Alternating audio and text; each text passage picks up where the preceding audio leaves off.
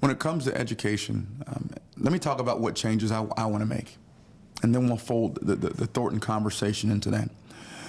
The education changes I want to make is I want to ensure that all Marylanders, all parents, regardless of where they are economically, have the freedom and choice of where they want to send their students. As you know currently, if you send your child to a charter school, their tax dollars follow to that charter school. The school board simply reappropriates the dollars that come in from property taxes and other taxes for education, and for every child that goes to your charter school, they'll supplement whatever they're spending in the public school to that charter school.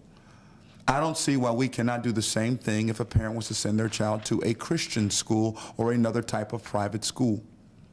I don't believe that the population in Maryland is as homogeneous as it used to be 100 years ago. I think our children learn differently. They learn at different paces. And I believe that the entire system at some point is going to have to change. Now, I do believe in standards, but who imposes those become the question. And how do you ensure those standards are parallel across the board, across every state? Well, that's a good question.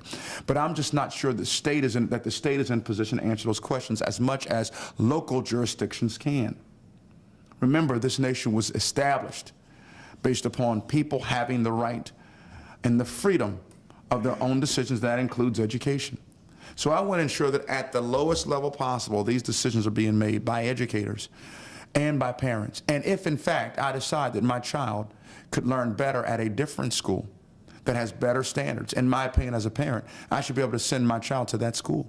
If our president can send his child to private schools, and why can't parents in Baltimore City do the same thing, especially when education is so important to the development of a child?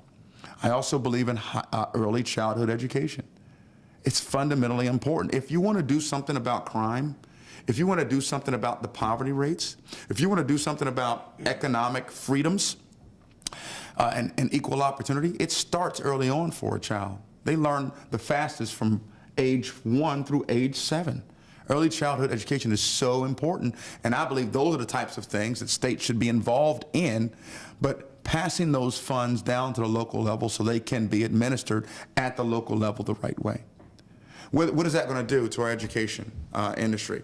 So many things. First and foremost, we talk about failing schools all the time.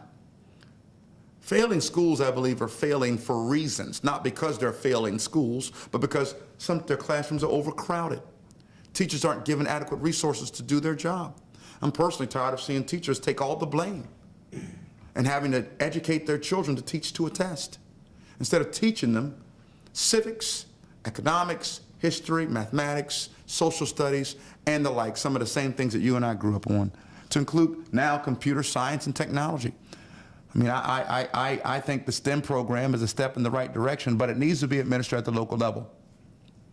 So all I'm saying there is, because our students learn differently, and because overcrowding and resources not getting to the classroom, I believe, are a big part of what we call failing school systems, let's allow for other school academies to come up out of the woodworks and compete for your students to go to their schools, knowing that the funding will come from the tax dollars that those parents are already paying into the system.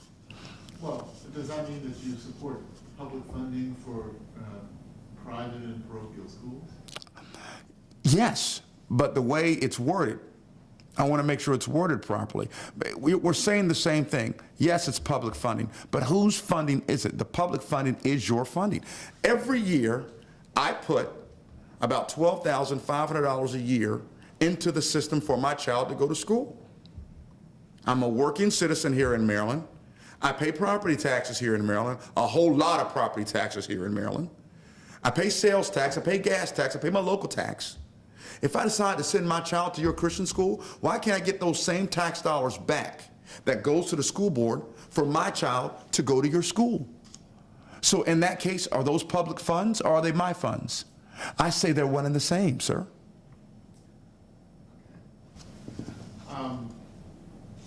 You also you mentioned the charter schools. I did. There's been a movement to get greater funding, state funding for charter I think the only funding that charter schools needs are the funding that they're getting. And they get that funding rate per student that would go to the public school if the child went to the public school.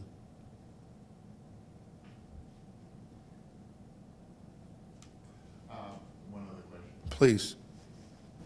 As you know, the state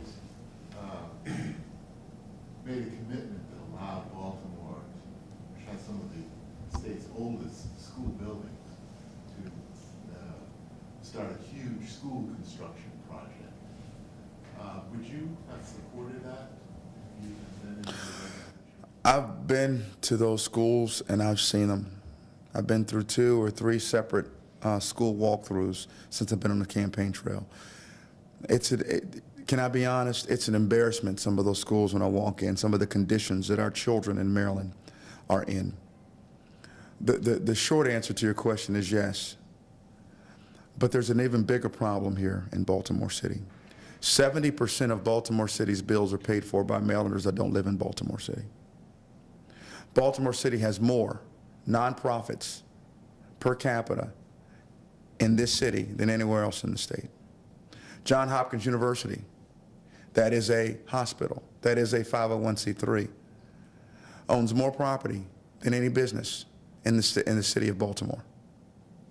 They also are the second largest employer in the state of Maryland. All of these things equate to a recipe of tax disaster in terms of collections and where the money can go and come in to be spent in Baltimore City. So I'm not going to give you that traditional Republican response that wants to blame Baltimore City. I understand the issues that are here, but we have to have better solutions. So when you ask me that question, would I have supported making those schools better? Yes, I would have. How we get there with the funding becomes the solution that we have to find. And I guess what I'm tired of the most is politicians or elected officials that aren't doing their jobs and spending adequate time to solve these problems. One of the things I've said on the campaign trail is if Lollar and Timmerman get elected governor, lieutenant governor, the quote unquote receptions and high class parties are over in Annapolis. There's work to be done. We have to figure this stuff out. It's not that we don't have the money to spend. We're spending $40 billion this year alone. Compare that to how much they spend in Florida. In Florida, they have 3 times the people that we have. We have 5.5 million people in Maryland. You know how many people they have in Florida? Just over 15 million. We're spending $40 billion this year. How much they're spending in Florida? 57. They're spending $57 billion in Florida, and they have 3 times the people we have. And they have no personal income tax in Florida. What are we doing wrong? You can go up to Pennsylvania and find the same thing. Why is there such a difference in how much money we collect on our citizens and where the money goes? We pay, on average, almost 2, sometimes 3 to 1 more taxes than anyone else in the country. This is not a Republican issue. It's not a Democrat issue.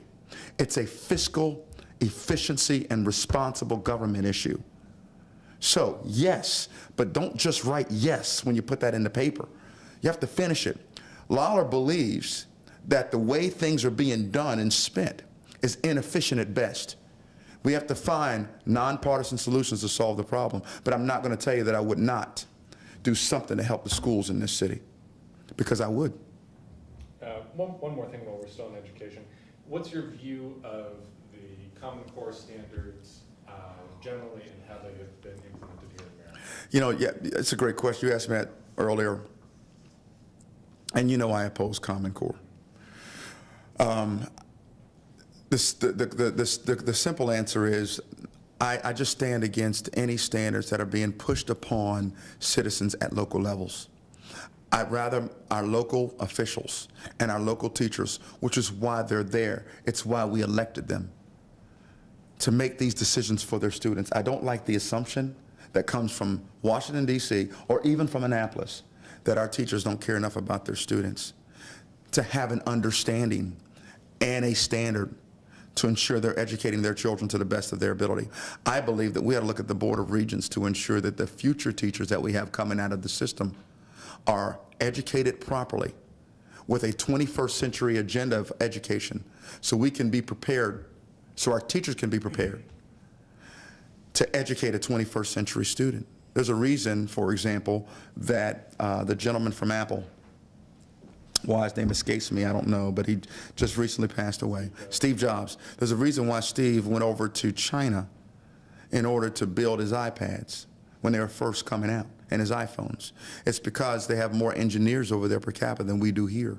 There's certain things that they do well in education in China, specifically in training their students for engineers that we're not doing as well here, that maybe we can learn from.